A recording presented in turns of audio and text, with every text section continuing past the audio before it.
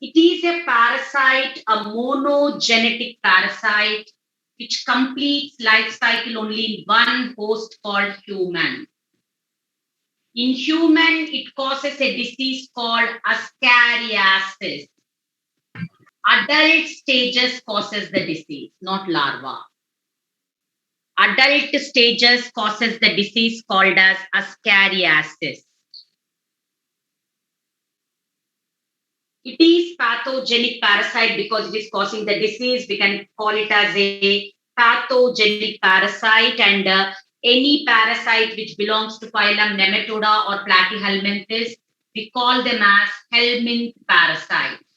So helminth parasite, Ascaris lumbricoides, is a helminth parasite.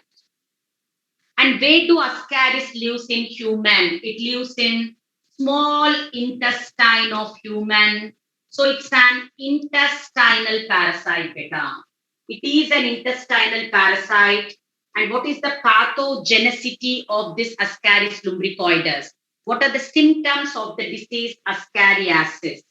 So we can see that the symptoms are blockage of intestine. The worms will block the intestine, blockage of intestine. So food cannot move from small intestine to large intestine properly. Because of that, the person will suffer from abdominal discomfort, Nana. So severe abdominal pain, abdominal discomfort. And we can also see that most of the food present in the intestine, digested in the intestine, will be taken by the parasite. So that is why person will become weak, anemia, anemic, and person suffers with muscular pain because of missing of important nutrition in the body, because parasite is taking most of their nutrients. So muscular pain, weakness, fever. So Symptoms, ma. weakness, and the intestinal, and parasites will be making the perforations in the wall of intestine to travel to other areas better. So they keep traveling to other areas. So that is why you can see the bleeding. Bleeding will be present. So we can see internal bleeding in these people. So because of the parasites using that, they are moving to other areas through tissues and walls. So you can see the internal bleeding is also experienced by the person. So this is regarding the pathogenic effects of the parasite, and all this pathogenicity we call it with a disease called as ascariasis. Ascariasis. Actually, what happens? Let us see how this disease spreads from one person to another person.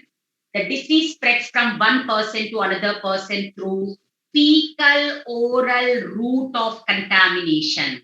That is, the person who is already suffering from ascariasis, person who is already infected, from an infected person, how it spreads to non-infected person, let us see. Because there are no secondary hosts. So from man to man only. So how it happens? Through the fecal matter of the person, the eggs of the parasite are discharged. Here I want to tell you something very, very important, beta. In the life cycle of Ascaris lumbricoides, only sexual method of reproduction takes place. Only sexual reproduction occurs, no asexual reproduction. And remember, the parasite is unisexual, beta. Sexes are separate. And not only that, it exhibits clear sexual dimorphism. Means we can easily identify males and females by looking at them morphologically only. They display such clear features through which we can easily identify, yes, this is male and this is female. Why? Because if you take the males are shorter than females, shorter to females, and very thin body. The males will have very thin body, and anterior end. We can see mouth is not bounded by lips, and posterior end is curved and pointed.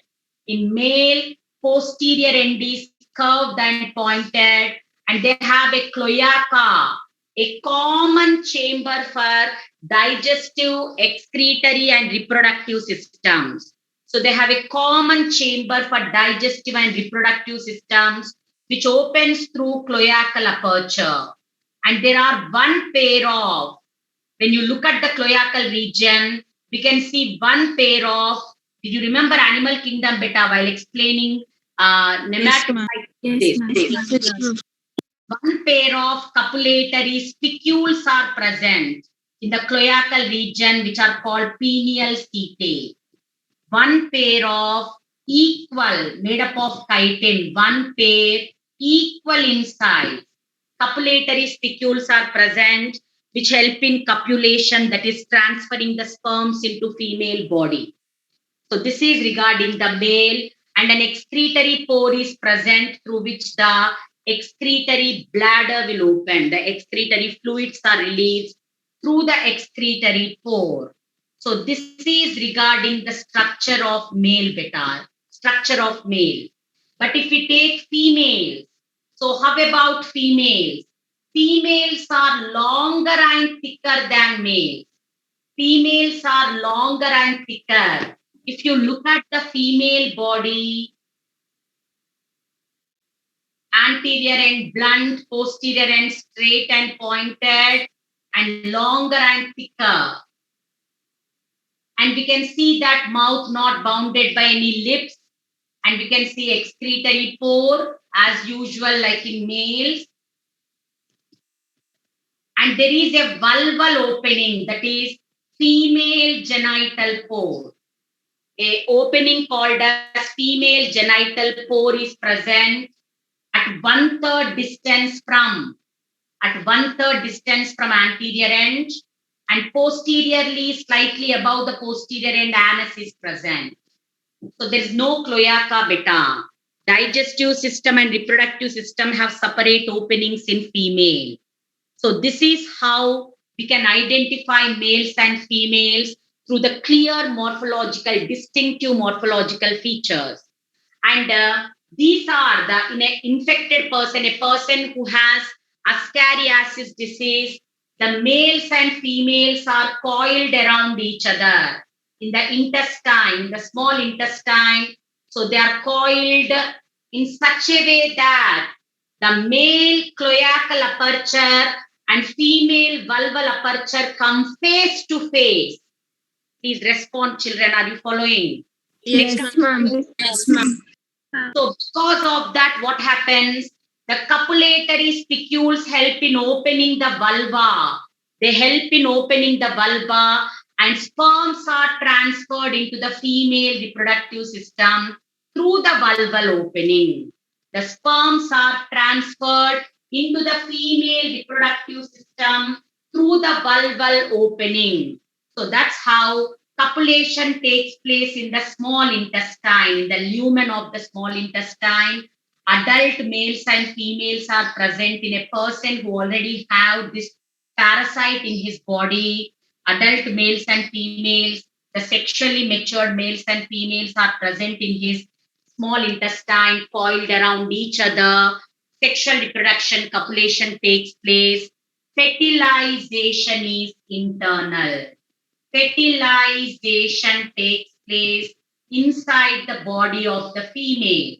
Now, this female, it will lay the fertilized eggs, which are called zygotes. So it will release the eggs, which through large intestine pass out along with the fecal matter. So eggs are released into the small intestine along with the undigested food. They enter into large intestine. From there, they are excreted along with the fecal matter. During breeding season, during active reproductive season, a female can lay 2 lakhs of eggs per day beta. A female Ascaris lays around 2 lakhs of eggs per day, which are released along with the fecal matter of the person. They are released along with the fecal matter of the person. Now, when they are released along the fecal matter, in the fecal matter of the person, what happens is inside, because egg is covered by shell. Egg is not simply naked, it is covered by 3-layered shell beta. So here that shell, shelled eggs.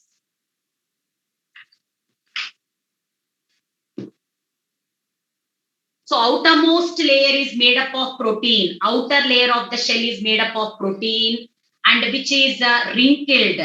So when you look at the egg of Ascaris, it is, I'll just tell you, just wait here. I'll draw the egg of Ascaris. This is the complete egg beta without section cutting. Did you understand?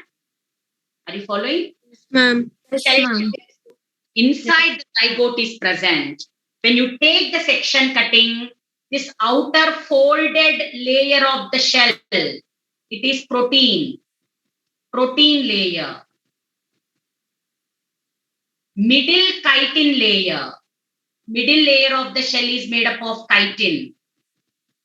Innermost layer is made up of fat.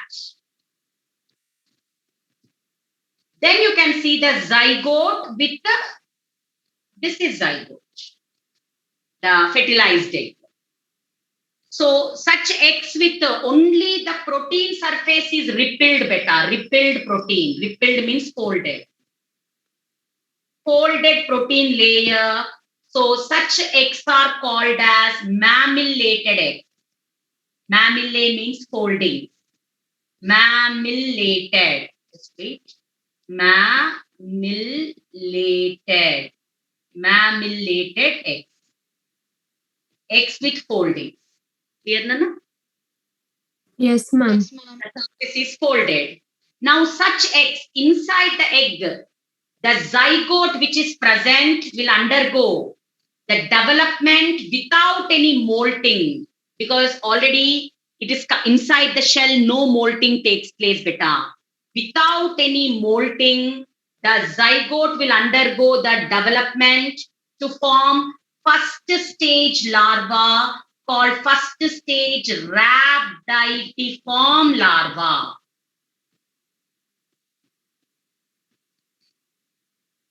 Because the larva is rod shaped.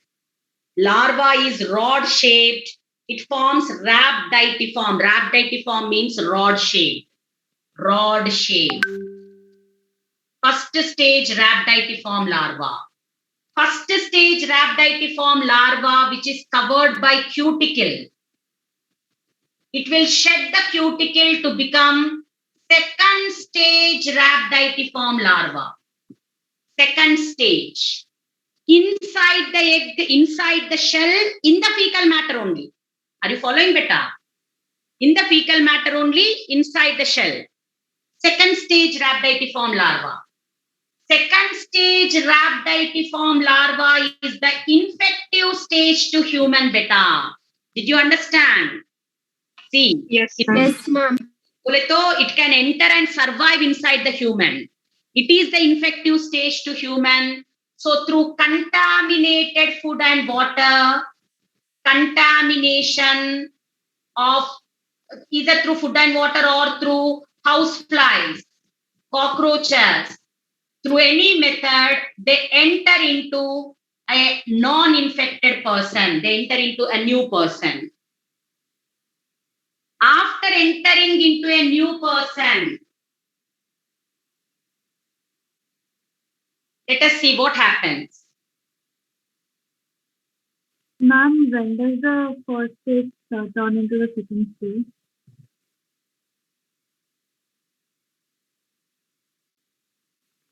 Ma'am, can you hear me? After shedding of cuticle. Okay. Now they enter into man, a new man, ingested through mouth and enter into small intestine. And in small intestine, the enzymes for digesting all the 3 layers of the shell. What are the 3 layers? Proteins, protease, chitin, and fat. chitin, chitinase is there, and lipids, fat, lipase is there. Is it not better, Nana? In intestinal juice. So all the layers will be digested, and the second stage larva, which is inside the shell, now it is set free. Second stage larva, now it is free to move. So it will start penetrating through the walls of the intestine, because next stage of development is in the lungs, beta. It is in the lungs. So that is why from the small intestine, through the walls of the intestine, penetrating through the walls, it will enter into the hepatic portal vein.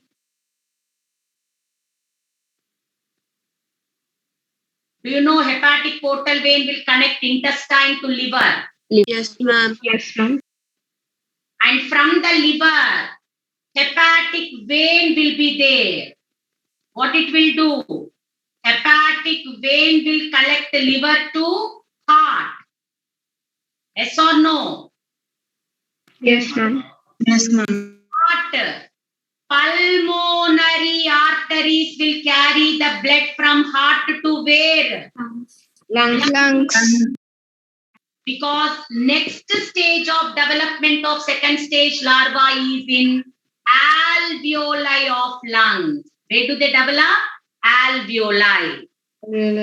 Each the alveoli, this is the root map, beta. Can you see the root map? Yes, ma'am. Yes, ma'am. After entering the intestine, all the three layers of the shell will be digested by respective enzymes in the intestinal juice. Then the larva is set free. The second stage rhabditiform larva penetrate through the walls of the intestine and pass into the liver. From there, through hepatic portal vein, it will go to liver. From liver, it will be carried to heart by hepatic veins. Of course, hepatic veins open into post-caval vein, beta, is it not? Hepatic veins again open into what? Post-caval vein. Post-caval vein will open into heart. Heart will carry the blood to lungs. So finally, the larvae reaches the lungs. This next site of development, alveoli. In the alveoli, the second stage larva, life cycle is not discussed properly in your NCERT and Akash material also. Thanks to your NCERT and thanks to your bloody Akash material also.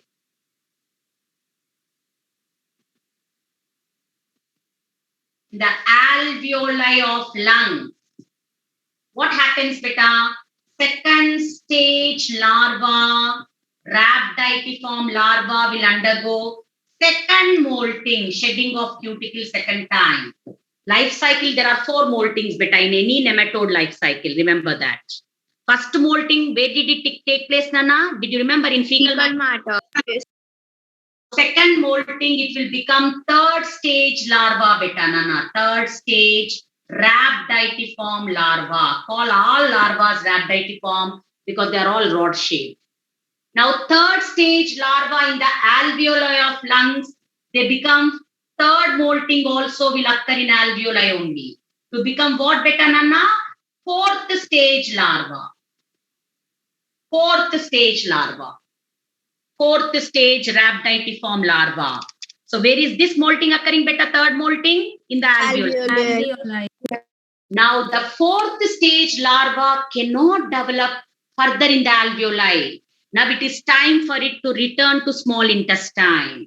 So where is it present now? Where is it present now? In our alveoli of the lungs.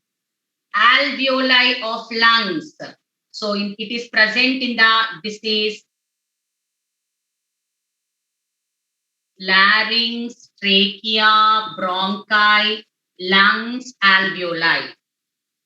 So from here, this is gullet, esophagus,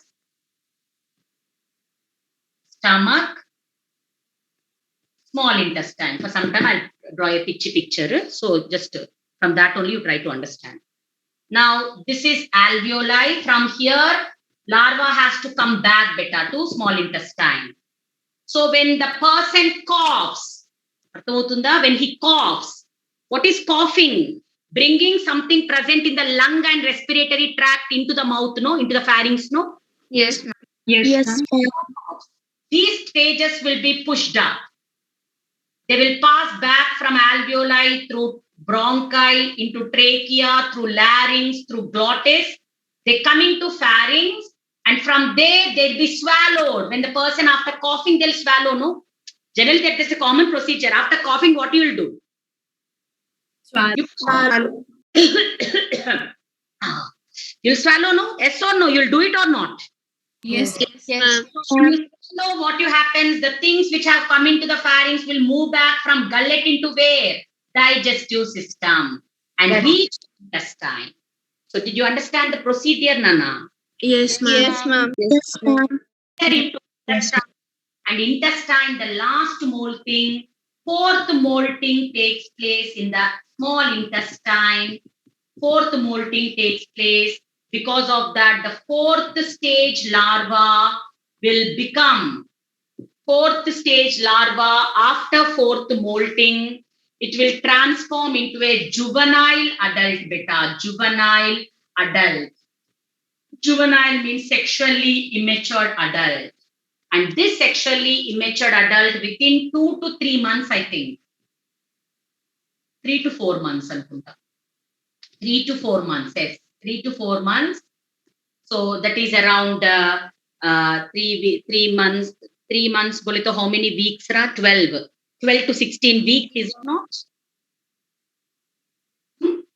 Yes, ma'am.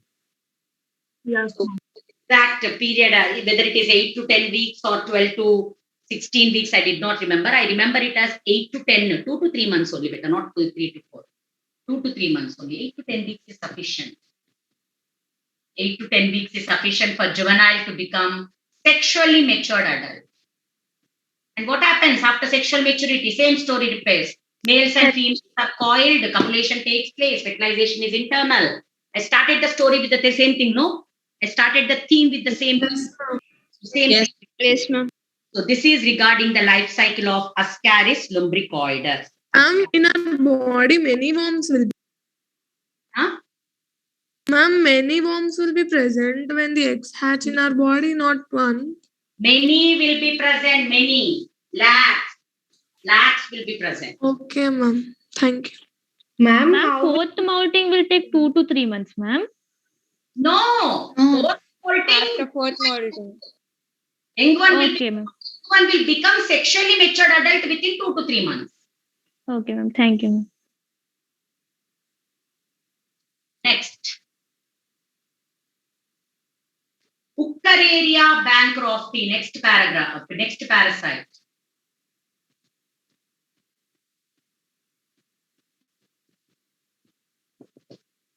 It also belongs to phylum Nematoda, class Phasmedia.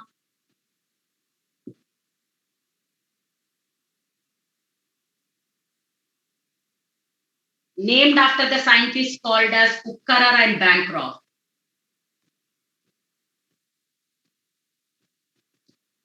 Name of the parasite, it is given after the scientists Uckarer and Bancroft, who discovered their adult and larval stages respectively. Nematoda and Phasmedia are the phylum and class names. This is a filarial worm causing a disease called elephantiasis or filariasis or Uckerariasis. A disease which is called elephantiasis or filariasis or Uckerariasis. Unisexual parasite exhibiting sexual dimorphism. Same features what I have explained for Ascaris, same. The females are larger and thicker, longer and thicker. Males are shorter and thinner. Everything is same except for the copulatory spicules are one pair, unequal in Uceraria. Did you understand it? They are one pair and equal, no? But here it is one pair and unequal. One pair unequal. Copulatory spicules are present. Uceraria bancrofti. The disease, it is a histozoic parasite. A parasite living in the tissue. tissue dwelling parasite. It lives in a fluid connective tissue called as lymph, a fluid flowing in the lymphatic system. It resides in the fluid connective tissue called as lymph flowing in the lymphatic system. And the very two common species, one is Bancrofti and other is Malai, Uceraria malai. So these two are very common species which causes this disease called Uccelariasis in tropical countries like India. What are the symptoms of Uccelariasis, beta? So that is nothing but the inflammation, not a acute, not a sudden one, chronic.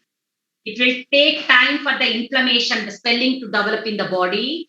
Chronic inflammation of different parts of the body, beta. Chronic means which takes longer time to develop. So such chronic inflammation and this parasite lives in the, once the parasite enters into a person and multiplies there, so we can't get rid of the parasite permanently, even through surgery also. Through surgery, you can remove the infected fluids, you can reduce the intensity of swelling, remove some worms, dead worms from the body, but we cannot remove the parasite totally from the body. And because it is not a fatal disease, it is not a killing disease, so people are not very much bothered about it. But they feel discomfort because the body organs will swell and they become huge. So that is the main problem of Uccelariasis, beta. And we can see that this is more prevalent in lower limbs, where pressure of the lymph is more. So the more prevalent areas in the body are lower limbs, that is legs will develop more swelling when compared to all other areas in the body. Legs will be more affected areas with Uccelariasis. And in genital areas are also affected. Mammary glands, the breast regions will be affected in female. So, and this is a digenetic parasite. Digenetic means it is a parasite completing its life cycle in two hosts. One is human and other is female Culex mosquito. One is human being and other is female Culex mosquito. In human, we call it as primary host, beta. Primary host, and female Culex mosquito is the intermediate or secondary host. Secondary host. Why human is primary host? Let me tell you. In the life cycle of Uccelleria bancrofti, only sexual method of reproduction is present. There is no asexual method of reproduction in the life cycle. They reproduce only by sexual method, beta. So when only sexual method of reproduction is present, how do you define a primary and secondary host of a for the parasite? So the primary host is the host in which the adult stage of the parasite develops. So the host in which adult stages are formed, that is primary host, and the host in which larval stages are formed, it is called intermediate or secondary host. Please children take a second to respond. Did you understand? Yes, ma'am. Yes, Ma'am, ma'am. can you tell what is histozoic? When there is on histozoic means dwelling in the tissues. Okay, ma'am. Tissue affected parasite, tissue affecting parasite. So we can see that primary host is a host where adult stages, sexual stages of the parasite are formed, and intermediate or secondary host is the larval stages of the parasite are formed. And this is as well as a biological vector. So when do you call an insect as biological vector? Because besides acting like a vector transmitting the parasite, it is also serving like a host, beta. So when the vector is serving like a host also, you call it as biological vector. So this is regarding the introduction of the parasite. And this parasite, the disease is very, very common because it is widely distributed disease in the subtropical countries and tropical countries like India, beta. And coming to the life cycle of the parasite, let us see.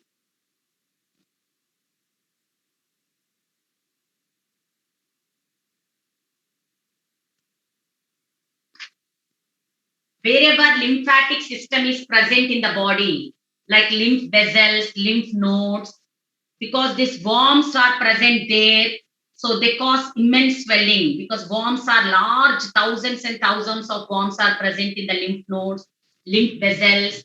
Because of that, they block the lymph fluid, not allowing the fluid to pass on the other side.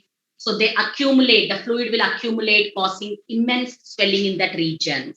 So the dead worms also block that area because many worms die mechanically due to unavailability of oxygen.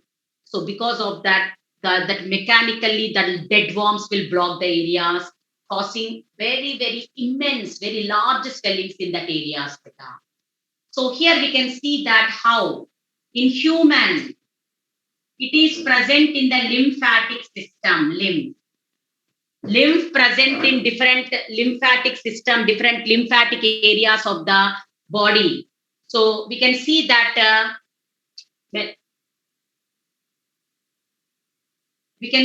males and females, same story beta. They are coiled around each other in the lymph of the human beings, and with the help of copulatory spicules, males will transfer the sperms into the female, and because of that, what happens? Fertilization is internal.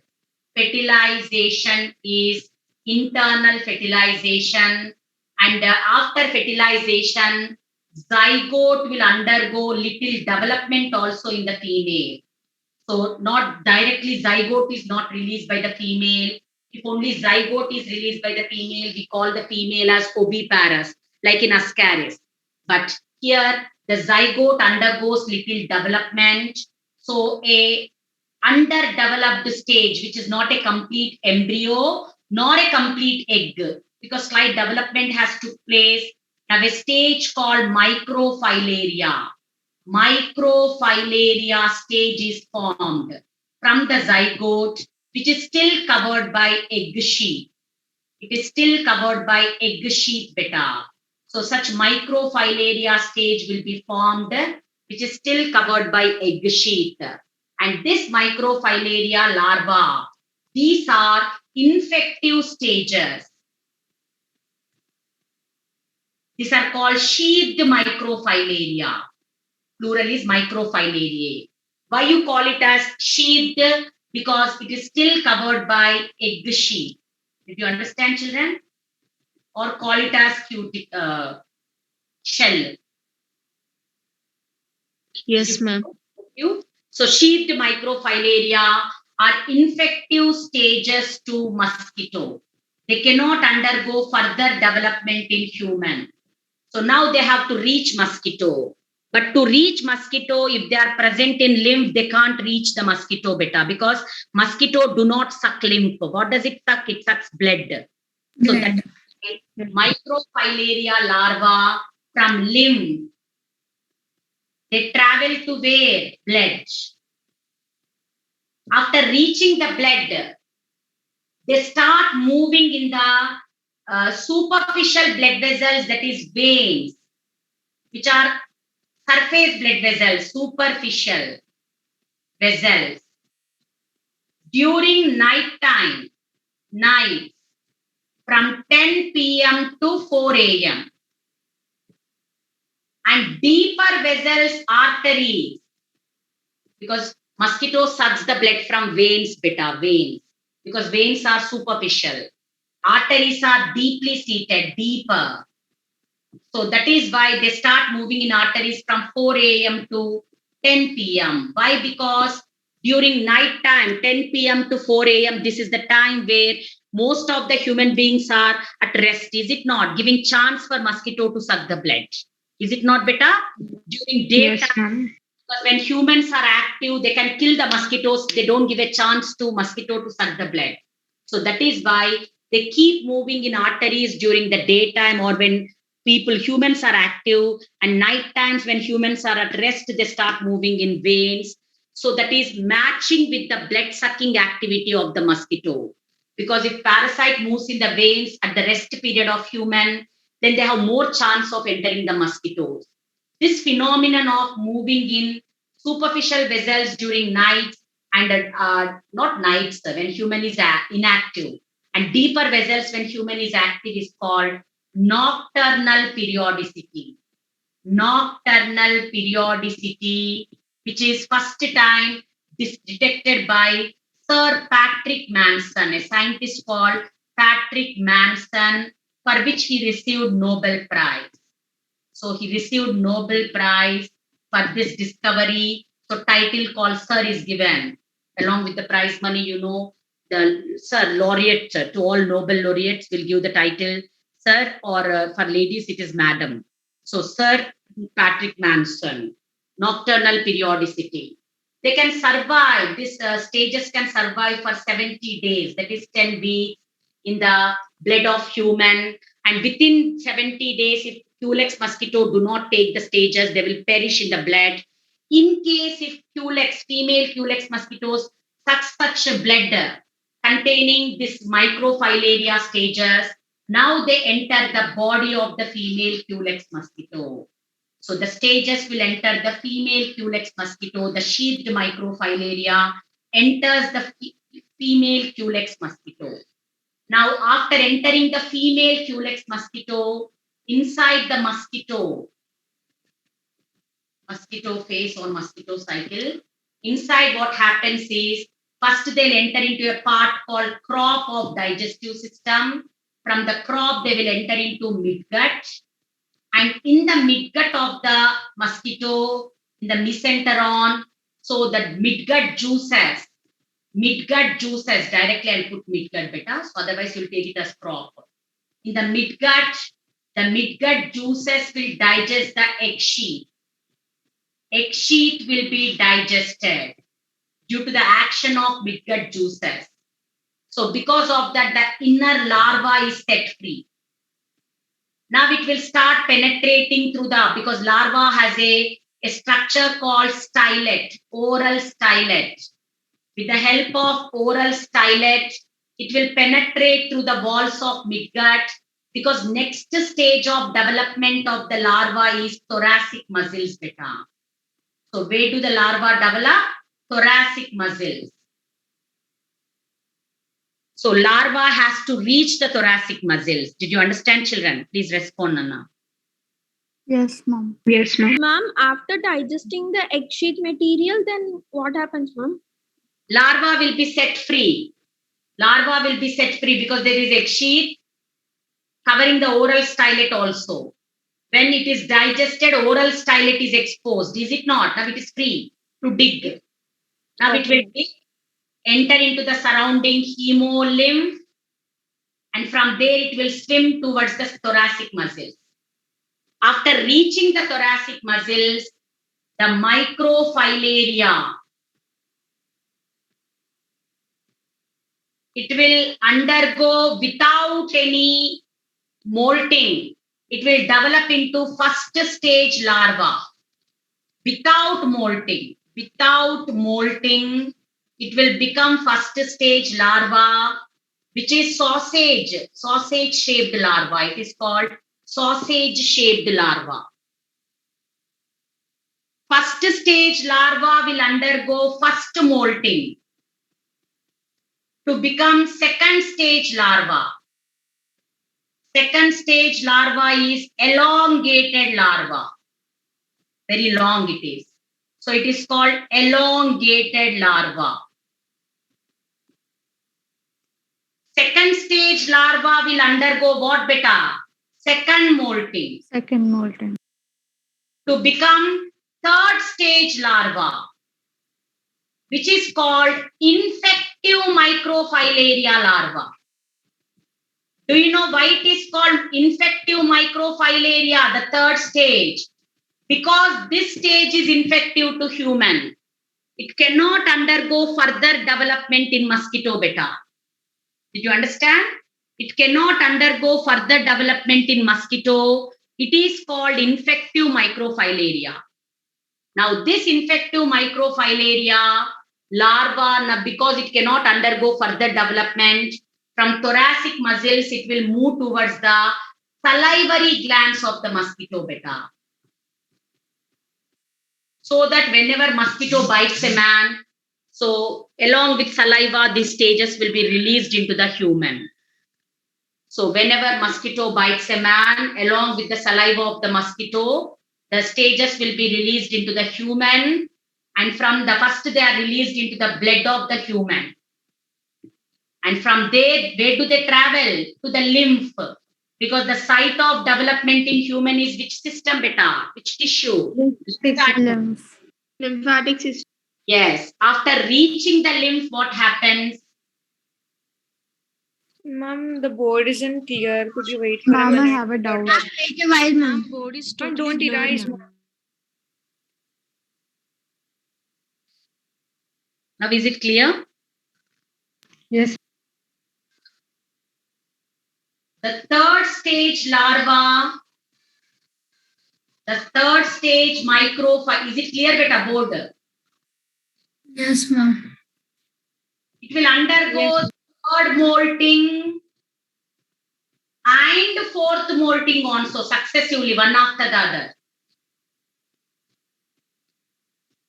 to become a juvenile adult. Means a young sexually matured adult. And this juvenile adult within a time period of 5 to 18 months, beta, means around 15 months, depending upon the parameters. If all the parameters in the human are suitable, it will take within 5 minutes only, it will become sexually matured adult. If parameters are not suitable, it will take as long as 18 months to become sexually matured. Understood? Yes, ma'am. Yes, ma'am. Time period of 5 to 18 months, they become sexually matured adults, and again they take part in copulation. Same story repeats. Same thing repeats. So today I may take a special assignment. So you have to join. You have to look at your WhatsApp messages. Understood? I'm not sure. So you please keep checking your WhatsApp messages. Did you understand? Yes, ma'am. Yes, ma'am. Ma'am, I have a doubt, ma'am. So you can ask. Ma'am, what is the need for the stages to go into the arteries in the morning, ma'am? Why can't they just stay in the veins?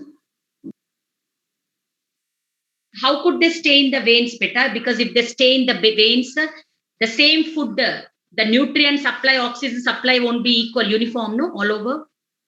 They should give a chance to the environment to revive, is it not?